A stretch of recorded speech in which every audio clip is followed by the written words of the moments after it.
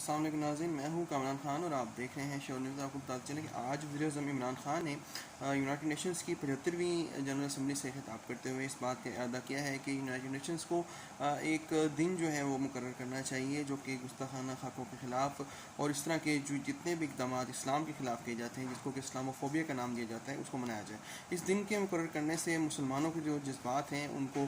جو ہے